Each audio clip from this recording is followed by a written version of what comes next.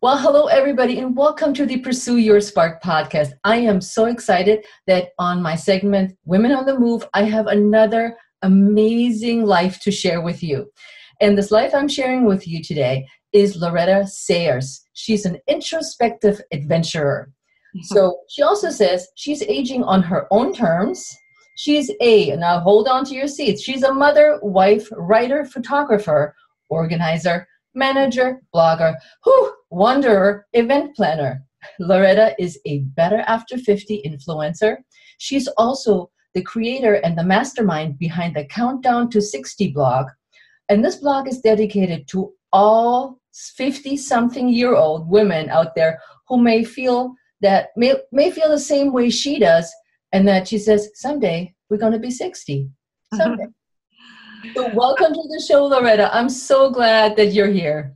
Thank you, Heike. I'm so glad to be here too. And I appreciate you putting up with me being sick for a few weeks and pushing back our podcast we were trying to do. But now I'm better and ready to have this podcast with you. So I'm very excited. Thank you. So guys, if you would have seen her, the last picture I saw of her was with a face mask. And I'm like, wait a minute, we're going to wait a little bit with this one. So I'm so glad you're feeling better and sound good too. Thank you. I am too. So happy. Awesome. So I've been saying this, and I keep saying this. I meet all these amazing women just like Loretta on the internet. You know, when you think internet, it's about dating, but I met Loretta on the internet. We met online. Yeah, Heike, you were great. You actually discovered me first, and you found my blog and started commenting on my Facebook page and my blog right away. And I was like, who's this Heike lady? She's just right in there liking all my stuff. I love her. Yeah, this was like, and that's how we got connected. And then you started your Insta Over 50 group, which we'll talk a little bit more later. And you're such a good mentor and sharer. And it was just a pleasure being in that group with other women that you have organized. I just love being there. So this was such a awesome story. Well, it was great to find you online, and that was the whole purpose, is to find like-minded women our age or around our age, because it's great to make friends at this time in our life, new friends, and I'm finding that's the best part about my online experience for sure. Yeah. Now, you are a blogger, and what drew me to your writing is that it's super manageable to read. I don't sit down for long. I am very fidgety when it comes to reading, but I just love the stories you're telling. And you told me that you call this flash nonfiction. That's right. I'm like you. I actually love to read and want to read as much as I can, but find when I see a big block of text or, 1,500 or 2,000 or more words, I immediately start to back up like, oh, this may be more than I'm committing. I want to commit to this time, which is like 5 minutes or something. So we only want to commit to a small amount. And it worked for me to decide from the very beginning that my blog posts were going to be somewhere around 500 words.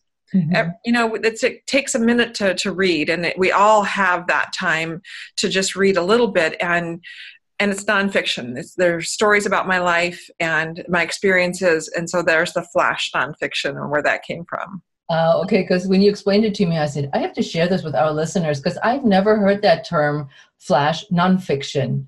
Right.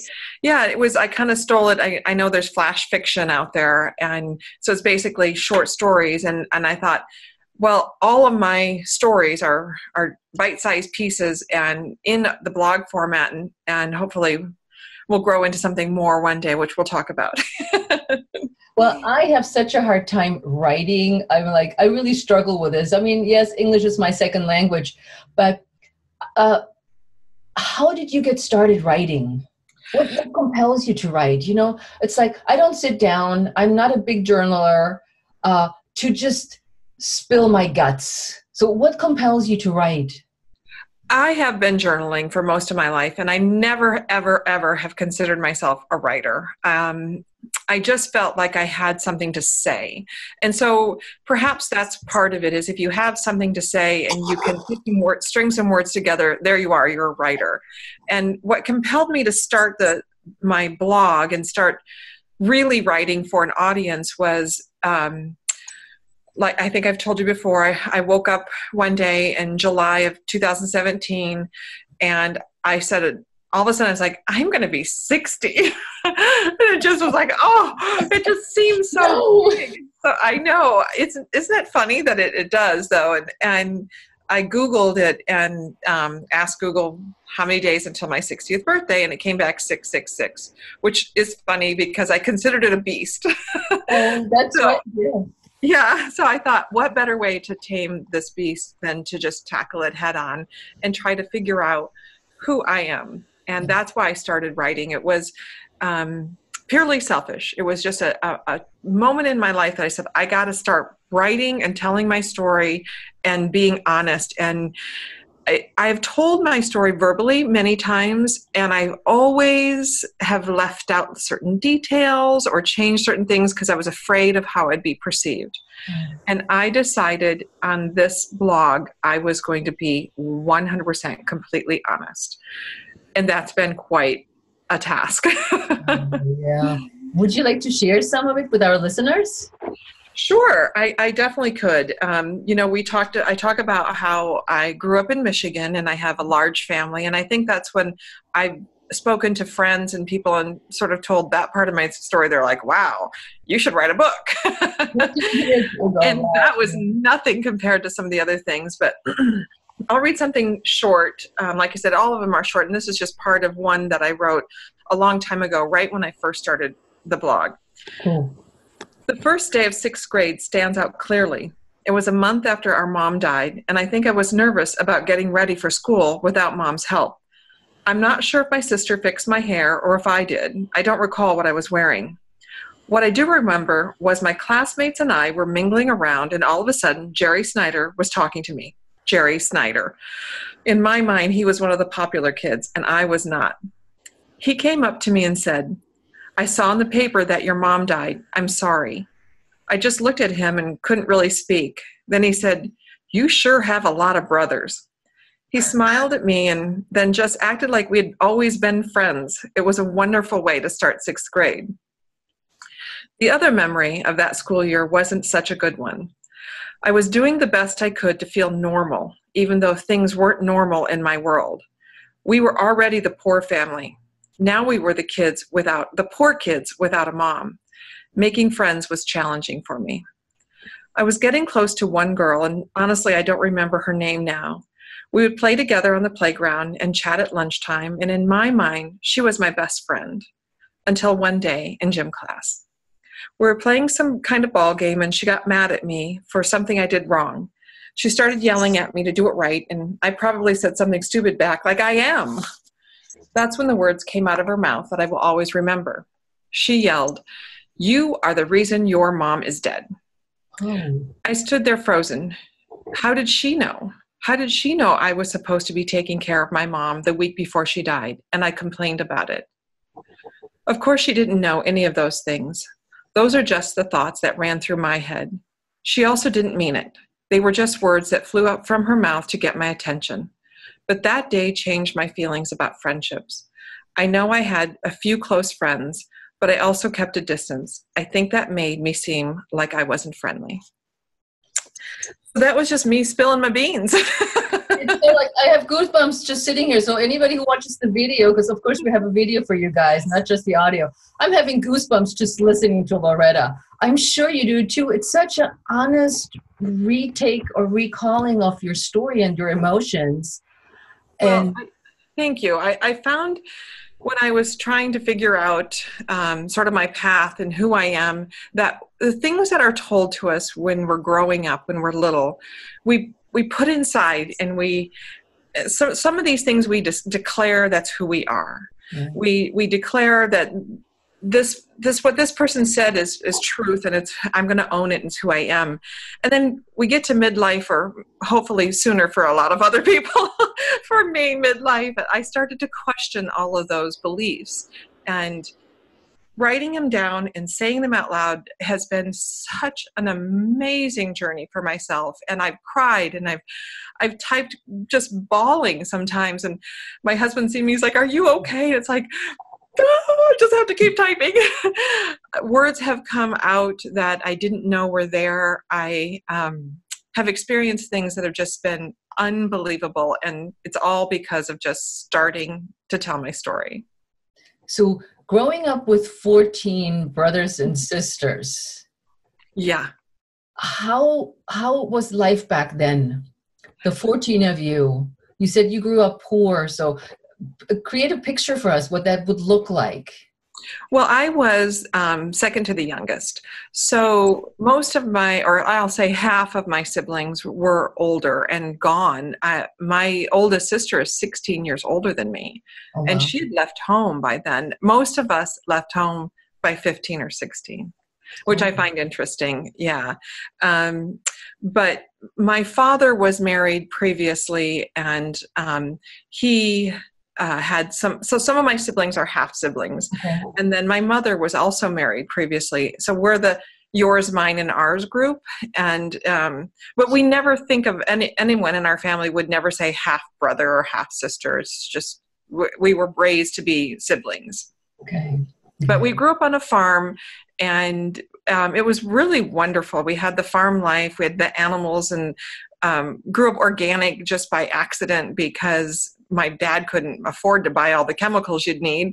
So we were the ones working the fields and weeding and debugging, by hand, because that's what we did. So it was a great way to grow up. I do have to say, I did love growing up in Michigan. Oh, awesome. But then you left also, how old were you when you left? 15, 16 as well? I did. I left home my mother died when I was 11. And I left home, my father's home, when I was 15. Crazy, huh? And I lived in Michigan, and I finished high school. And when I was 18, decided that I needed out of Michigan. It was 1978, and one of the worst snowstorms in Michigan history hit. And I was like, "That's it. I'm out of here." I can imagine. So what were you looking for when you left? Just a new life, just something different. I had no clue, honestly. And in a roundabout way, and you can read about it in my blog, I ended up in Oregon.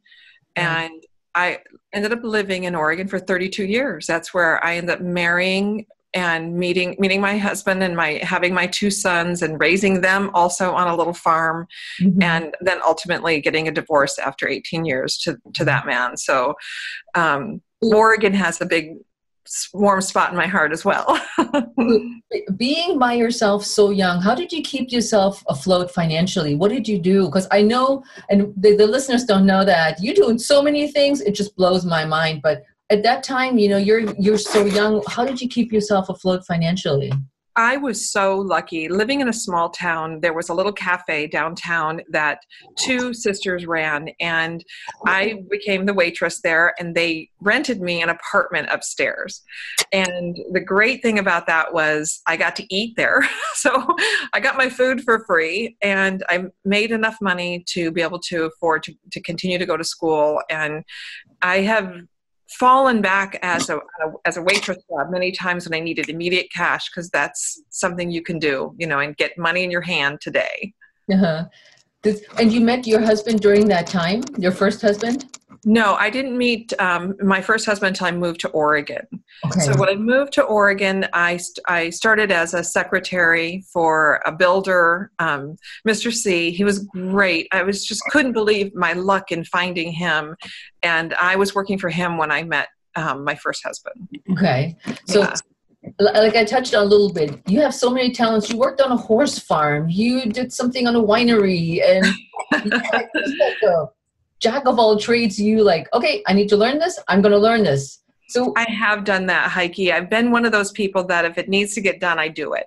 And I've never I never had parents to rely on and fall back on it and pay for anything whatsoever for me. It's always been from me. And so, necessity, as they say, and necessity was I needed to make money. And I have done numerous things. I've done waitressing. I actually was a saddle builder for, a while, and I'm definitely big into horses. I worked as a unit secretary in a hospital. I was a phlebotomist. Yeah, I know. I can't even go into all the things I've done. I just kept doing the next thing. It's like, this is what I need to do to make money. I was a realtor, a very successful realtor in Oregon for 7 years before the housing crash. And I worked as a spa manager, which was really fun to work in the beauty industry. Wow. So yeah, I've sold furniture. I've done everything. Because, I think that's an awesome skill to have, that you just change on a dime and you say, what do I need to do next to keep myself afloat? Which we touched on a little bit, or you touched on a little bit, is when the market crashed. Because you were hugely successful as a realtor, and then what happened? Right. I was working at a medical spa, and trying to figure out how I was going to. I had teenage boys at home. I had a mortgage. I was like, how am I going to make ends meet? I just couldn't make enough money at the spa. And so I got my real estate license, and the very first year in real estate, I made over $100,000 in commission. And that was 2002. And it was just, I had all kinds of people say, how'd you do it? What's your secret? What formula did you use? Like, I needed to eat and my kids needed to eat. That's all the formula I have for you. So I always, in whatever I do, I try to focus on how is this going to make money, not, like you can set up your office and you can buy your cards and you can get the right program on the computer, and none of that's making money. So I was out looking for money, and I was doing really well and purchased 2 more homes. I had money in the bank. My kids were just doing really well. Everything was great. And literally overnight, I went from a 6-figure income to making about $22,000 in 1 year. Oh, my desk fee was $15,000. So my savings spiraled and spiraled and spiraled and spiraled, and I did everything I could to try to hang on to my homes, and I couldn't. Was this before you got divorced or after, Loretta? After. Yeah, I was single on my own. I had, like I said, my 2 teenage boys. By the time the housing market crashed, my oldest son was gone, and my second son was on his way out the door as well to college. And so I was literally by myself, just trying to figure out how I was going to hold it all together. And I couldn't. I spent all of my savings, everything I could to try to save it all, and ultimately lost everything and had to start all over at 48 years old. Wow, that is rough. It was. That is rough. Yeah, and like you lived the life of literally having it all, and then the rug's being pulled out from underneath you. I did. And it was interesting. Like everyone who was going through the same thing, we were all just we were numb and trying to figure out how to deal with it all. And I remember at the certain point in my life, going through bankruptcy, doing short sales on my homes, losing everything, my car, everything. I was sitting at breakfast with my oldest son. He had come home to visit, and I was just down in the dumps. And he looked at me and he put his hand on my hand. He goes, "Mom, are you okay?" And I said, this is the worst year of my life. And then the next instant I started laughing. I could not stop laughing. I was crying. I was laughing so much. And he's like, "Oh, geez, she lost it." And I said, "I just realized if this is the worst day of my life, I am the luckiest person I've ever met." And I believe that with all of my heart. And I just said, these are things. You can take away my things. You can take away my car. You can take away all of my furniture. I don't care. You can take it all away. I still have my health.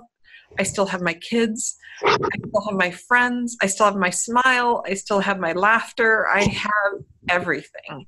And I was so lucky in that moment. That is an amazing realization, because it really is just stuff that we surround ourselves with.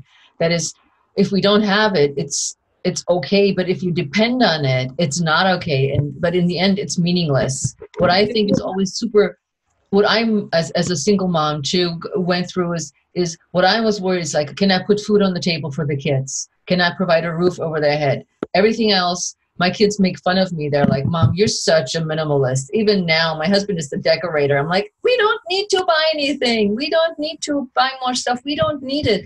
And even my son now has adopted my philosophies because now his wife is like, that's where you got it from your mom? I said, stuff is not making you happy. It makes you dependent. And you had such an amazing reaction with your son right there because it's just incredible. It does. It really, I realized that I was so busy trying to buy a box to put my stuff in. And all of a sudden it's like, I don't need the box or the stuff. I've actually, find renting. We have a smaller home now, much smaller. We have way less things. And you can see probably the most important thing to me behind me are photos. Again, my family is what's most important, and experiences. Heike, we have changed our things into experiences, and that has been the best thing I've ever done in my life. Well, how did you dig yourself out of the financial crisis? Well, I lost everything, and I basically started over. I again was doing what am I going to do when I grow up? And I was 49 years old, living in Oregon. My kids had already left. And one of the things when I got a divorce is my ex-husband and I, we made a pact that neither of us would move while our kids were still home. So we lived literally a mile or so apart, and our kids knew we were both there. Well, now that they were gone, I thought, I'm free. I'm free to go somewhere. And what can I do? And it just dawned on me one day. I really like homes, obviously, and I like being home. What could I do? And I thought, I could be a caretaker of an estate. And so why not, right? So I started scouring the internet, and every single day for about 2 months, I would get online and look from all along the coast, from Oregon all the way down to California for a job. And a job in Napa as a caretaker showed up in my inbox at 2 a.m. online. I was up because I was worried how was I going to do it. And I found this job and I applied for it at 2 a.m. The next morning I got up and I'm like, I hope I wrote something halfway decent. And he had already responded. Wow. Yeah. So they had about 300 people that had applied for that job. I was the only person that added a photo. That's tip one. And then 8 of us were given a phone interview. 5 of us were interviewed by 3 other people. And then 3 of us were interviewed by the principal. And I got the job. Yes. Oh my God. That was a tough 300 people. Yes, wow. It was. Yeah. And so April of 2010, 2009, I moved into my new home in Napa. And in May of 2009, I turned 50. So literally starting from nothing at 50 years old. I had an old car that was a 1986 that was paid for. I had my little dog. That's about it. So yeah. And then you moved into the mansion in Napa. I moved into the pool house at the mansion. So yes, out my back door was a pool, and down the hill was a private tennis court. How fun is that? And the lady who I worked for was fantastic, and was only there May through September, just the summer months. The rest of the time I had the place all to myself. How cool is that? That's what I'm saying. You're moving from dust into a Cinderella dress. It really was. And it was such a wonderful place to recover.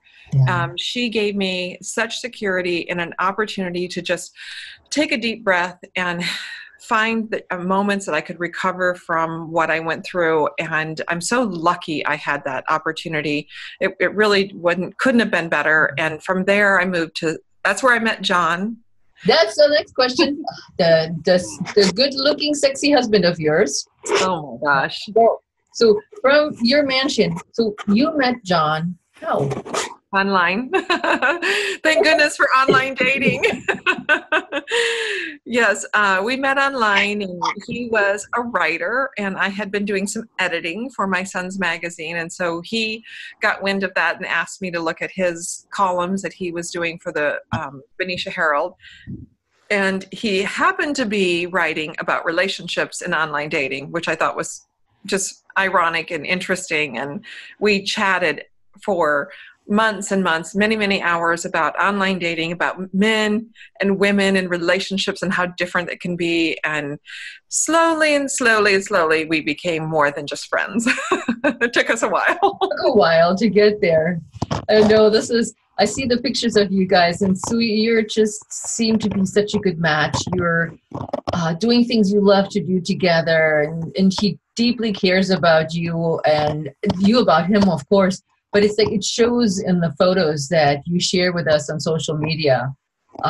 So you have found your match, it seems. I really have. I'm really lucky I found John. And let me tell you, it was not easy. You guys can read about that on my blog too. I've got more to say about that. It was just like pulling teeth for us to get together because we're both, after 50, there's so much that happens in your life, and that that you're dragging it with you into this relationship and all the fears. And it was just almost too much for both of us, especially John. He just didn't want to get hurt again, and wanted to keep it light. Let's just be friends. But there was such an attraction from the beginning. So that part we were colliding, and it was just hard to get together. But when we finally did, it was really interesting for me because it is definitely the first time in my life I've had a partner who truly cares about my well-being. He is always thinking about my well-being and do I need this? And, we talked in the beginning that I was sick for 2.5 weeks. 100% took care of me. And I've never had that either. So not only do we have the fun and we have adventures together, but I have this deep love and respect for him, and he does for me. And yay. So we just need to now live till we're in our hundreds. So I can get my 30th anniversary in. I know. So let me go back to your writing. How does your family react to your stories? I'm sure that your brothers or whoever else your kids are reading the stories. What do they think about you sharing your life that openly? I actually, before I started the blog, I called both of my sons and I said, hey, guess what I'm going to do? And it's going to start out, I'm going to throw it all on the table from the moment I start this blog. And they both listened and said, we trust you, Mom. Whatever you need to do is what you need to do. And my daughter-in-law reads my blog, and my sons read my blog, and all of my daughter-in-law's friends read my blog, and all these other people do too, which is kind of great. But at the same time, I can't think about that. Mm-hmm. I literally can't think about who's reading it. I have to just say it's sort of like journaling. If I can just write it out, then it'll be fine. But my very first post, the way for me to just shed all of my inhibitions, so to speak, and all of my preconceived notions about myself was to post a photo in my underwear. I just decided, I remember that. That was pretty damn daring. Well, I did it in the beginning because I didn't have any followers, so that was safe. But I thought, we have this online persona, we have this, and I had this other photo of me as well that was super, I looked great, and it was 5 years earlier, and I was like, well, I'm going to post that. I had hair extensions in and all the makeup, and I just looked great. And so I did that, and then in conjunction was like, well, here's the other person. This is the real me, actually. And in the first photo, I was thin and I looked like I was in great shape, but I wasn't happy. Mm-hmm. And in the second photo, I put on some weight because of that darn getting married thing. Love pounds. Love pounds were on. So it wasn't about that as much as it's no makeup, no nothing. This is just who I am. I'm going to represent who I am. And mm-hmm. I'm going to start with just throwing this out there, and I got an immediate great response from people. Yeah. Well, first I could feel the shock a little bit, and then I'm like, oh, I like this. Yeah. Yeah. I had friends that had seen it that I hadn't spoken to in years and years and years message me. I had strangers messaging me. I had people leaving comments that were so encouraging that I was like, oh, well, I'm just going to keep doing this then. And then I started telling, like I said, telling my story. And I started really with my mother, because I've always been curious about my mother and her life. And then it just blossomed into here I am today. You've gotten great recognition with your blog, and you've been published, and I forgot where, because I have been published in Better After 50 a couple times. I've been published on Women Who Influence, or when Women Influence, I think it is. Inspire. When Women Inspire. Oh my gosh, I'll get that right.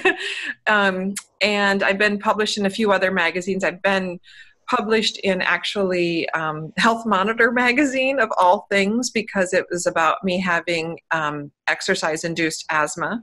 Yep. And then they put me on the cover. Wow, isn't that? Yes, that's for the time when we met. I remember that. I was like, whoa, look at her. Yeah, that was so fun, Heike. We just had a great time. They saw my blog post, and use your SEO, everyone.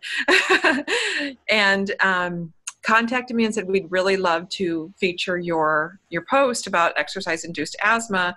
And, oh, by the way, could you do the cover model too? And I was like, yes, yes, and yes. So I've done all of those things. I've published a couple times a story about being sexually abused as a child, which was a really tough one to tell. Again, I hadn't told anyone besides John. He was the first person I told. And then I told the world. But I did call my sons and told them, before as well. And but yeah, I think when you have a story and you pour your heart out, people want to hear it. And that's what I've done. People can relate to your stories also very well. Mm-hmm. It's like I think the excerpt that you read today is so relatable and, again, so honest. And I'm sure there a lot of women reached out to you and told you their stories without you even asking, because they can relate to you so incredibly. Thank you. Yes, I've had women who've emailed me and asked, could they tell me some things they couldn't tell other people? And I said, absolutely. And I listened and I responded to every email I've ever gotten from anyone. And it breaks my heart, and it also fills my heart that I've been able to listen to other women's stories and help them, hopefully, as well. Mm-hmm. What would you say would be one of the most difficult? You had so many difficult situations in your life, and I thought, who would in Loretta's mind be the most difficult one? As far as things happening in my life throughout my life, really my brother dying was the worst. It was definitely the most difficult thing I've ever gone through, even more so than my mother dying. We were very, very close, and I was 21 and he was 23, and it just felt like life was just starting. So that was extraordinarily difficult, and I couldn't have talked about it for 10 years after the fact without just crying and being a mess. And my voice breaks just, to this day. So, and I wrote about that. And I think I told you earlier, in writing, I was also digging through all these old boxes and finding old photos, and it was great digging up all this stuff. I was like, wow, I've kept everything. That's the one thing I do keep, are old pictures. But in finding these old photos, I came across the newspaper clipping of my brother's death. Oh. And he died under interesting circumstances. He was accidentally electrocuted on the job. And I had a story in my head, a narrative of what happened. And I read, this happened in 1980. And in 2017, for the very first time, I read the newspaper article from beginning to end and had a complete breakdown. I started crying, and I had no idea that was what really happened. And all I kept thinking is, I wish I could go back in time and just stop my brother from what he did, how that happened. but of course we can't. And so I wrote about it. I just wrote about it. Because with your life being so tumultuous and so many hard, tough times, beautiful times on the other side, it's like, I was curious what was like the deepest, the one that touched your heart the most. So thanks for sharing that. Of So, course. so now we're going into the Insta Over 50 group. I definitely want to talk about this because you keep growing your Insta Over 50 group on Facebook like wildfire. So I want the listeners to know what this group is a little bit more about. What do we do in our Insta Over 50 group? Well, you know, from the beginning of the interview, you mentioned about me just getting out there and doing it. And that's been my mindset from the time I was young, is I just need to do it. And so I started my blog, I got on Facebook. Facebook is familiar. I know what to do with Facebook, and I grew my Facebook page. And I got on Instagram and sort of hacked at it for, 6 months and had maybe 300 followers. And I kept looking and looking and looking for other people, not just women, other people over 50 using Instagram. I found a lot of 30-something-year-olds, lots. And their posts were all about their babies and their children. And I think that's wonderful because I love babies and children, but I needed more of, let's talk about gray hair. Let's talk about unwanted hair. Right? All the things that we're going through, empty nests, things. And so I'm just desperately looking for my over 50 crowd. And I thought, well, there's got to be a group out there, right? And I couldn't find it, so I created it. Nice. I said, might as well just create the group, and I call it Instagram Over 50, and it's for those of us trying to find each other, and also grow together, because I believe that I'd like to grow my Instagram account and grow my platform so that hopefully one day I write a book and I sell a book. But I don't want to do it by myself. I want to take everyone with me. And so that's the idea of the group, is that we all learn together. How does Instagram work, and how can we help each other, and how can we support each other? And it's been just phenomenal. I know through the group, I met so many other amazing women in the group that I would probably, like you said, would have never had the chance to meet, because there's such a sea of people out there, and it's hard to weed through all the ones that don't match your lifestyle or where you are in your life. So it's been a great learning tool as well to see what other people do or other women in our age bracket do. So I love it. I do too. So let me ask you, what would you tell other women that go through tough times, and what can you tell them that how can they move on without feeling guilty or have shame about their past? The first thing is just own it. Don't pretend it didn't happen. It did. And it happens to so many of us. I mean, things happened. When I wrote about being sexually abused as a child, the number of people that came out and told me the same thing, and the whole Me Too that came out afterwards was really overwhelming. It just tells you that you're not alone. When you write about losing all your finances and things like that, you'll hear so many of the same stories. The one thing I didn't want to share at all, I could write about everything, but this was that I've been married more than twice.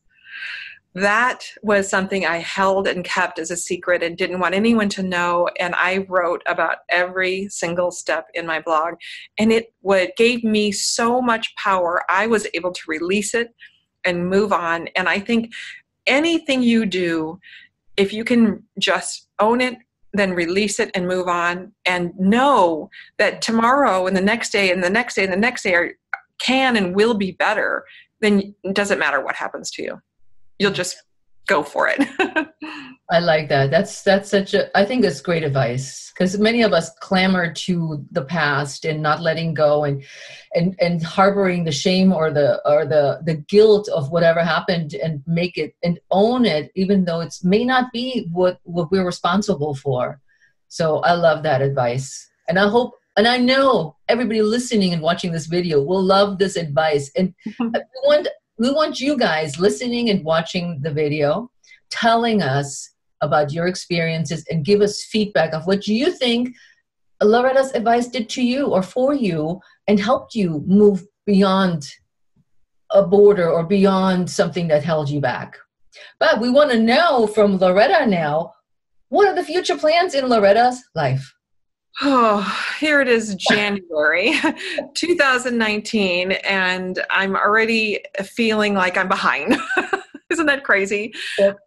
I think what happens when we get to this age is, there is a realization. I'm going to be 60 this year, and I'm pretty sure that there's less years ahead of me than there were behind me, because I doubt I'll live to 120. So with that realization is also this, I want to get these things done. And I've been saying for years, I want to write a book. I want to write a book. And I've been tossing this around, and I won't write a memoir because who cares about me? I'm a nobody.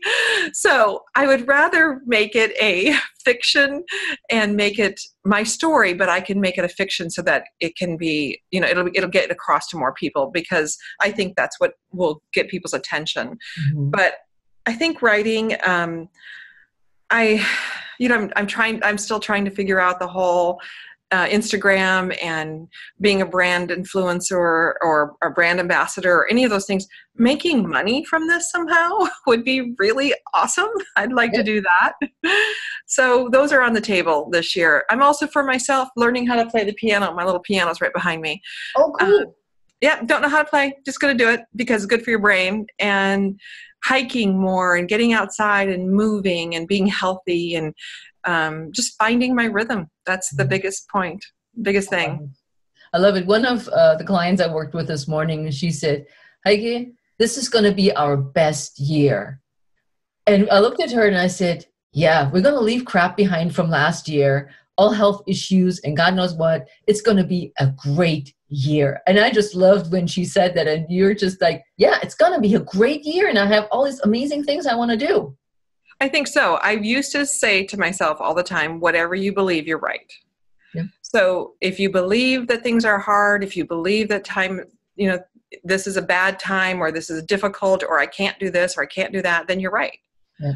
And if you believe it's going to be great, you're right too. It's going to be a great year. And that's what I want. Positivity. That's what we want. A positive outlook on life. Because that's what we're all about. Is being a positive attitude with a positive people around you and living life to its fullest. I mean, you're 60 this year. I'm going to be 58 this year. So I'm not far behind. Yay! I'll let you know how it goes. I mean, none of us feel like we're 60, whatever 60 means. Right. I think it just is as this sort of number. Even my granddaughter, when I said I was going to be 60 this year, she was, wow, Nana, that's old. She's only 7. Well, in your lifetime, yes. Right. And I decided that old is whatever 20 years older than me is, no matter where I'm at. Mm-hmm. So I'm not old until I get there, which I will never get there. Yeah, you never know.